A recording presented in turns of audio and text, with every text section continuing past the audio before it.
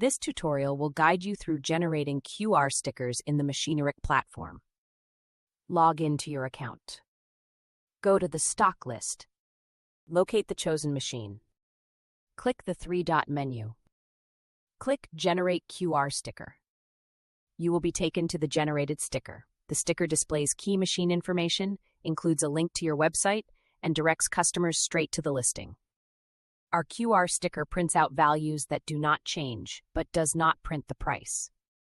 When a customer walks around your sales site, they can always use the QR code to go to the machine details overview on your website and see the latest information and current price. Click Print. Download or print the sticker. The size of the sticker can be configured as needed to fit your printer. We can also recommend a printer that most of our customers use.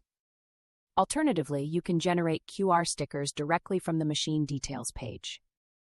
Click here to generate the QR sticker.